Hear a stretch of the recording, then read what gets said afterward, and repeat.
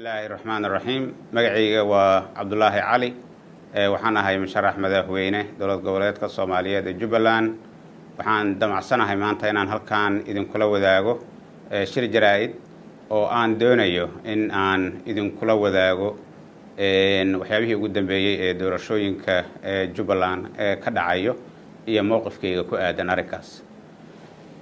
sidaad ogtihiin waxaan u taaganahay xilka ugu sareeya dowlad goboleedka Soomaaliyeed ee Jubbaland waxaanu ku howlanayn magaalada Kismaayo aniga iyo musharaxiin kale isbuucyadii ugu dambeeyay in la helo jadwal siyaasadeed oo ka duwan midka madaxweynihii hore ee dowlad goboleedka Soomaaliyeed ee Jubbaland jadwalka iyo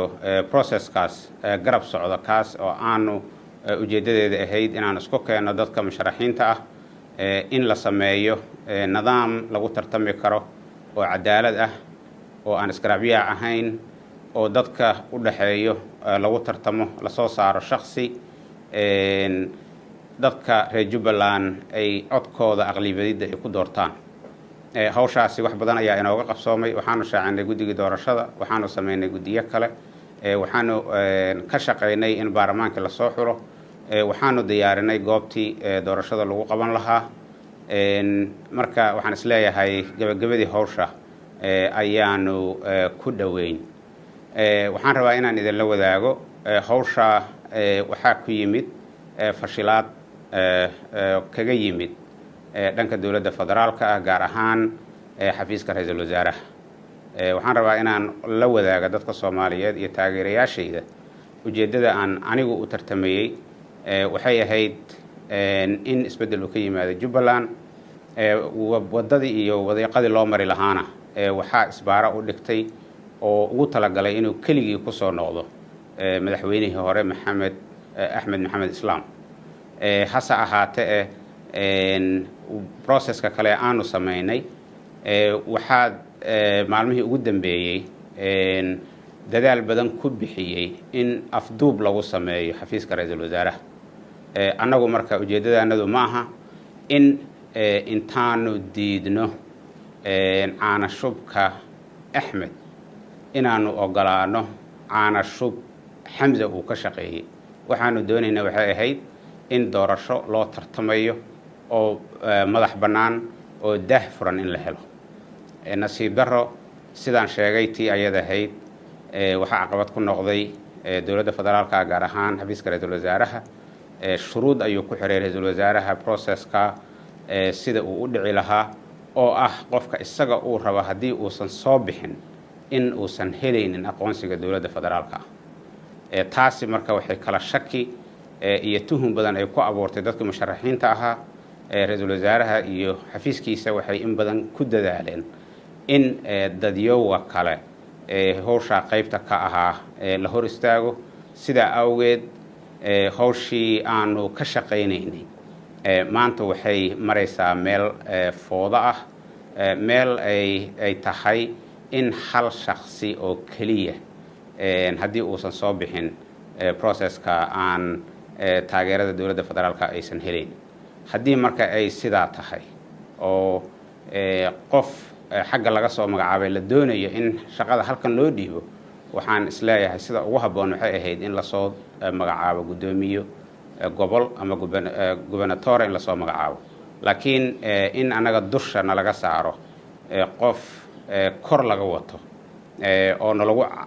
maaragtay caqabadeeyo waxaanu ka doorbidnay in aanu qayb ka noqonin foodada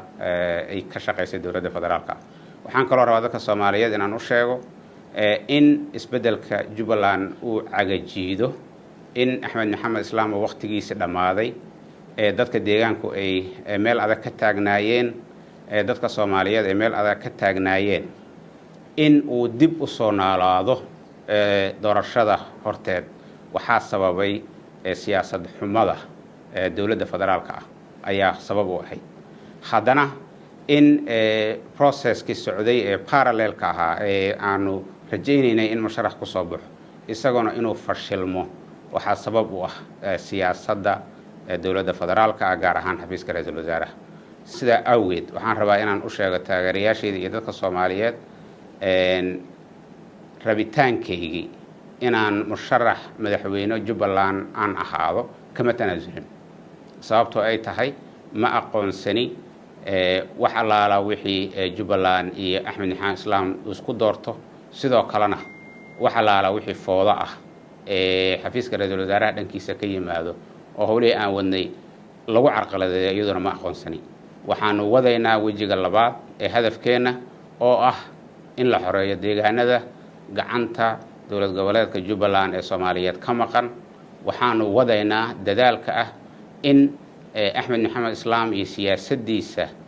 dadka reer Jubbaland soo daashatay ee daciiftay lafteeda in meesha laga saaro waxaanu wadaynaa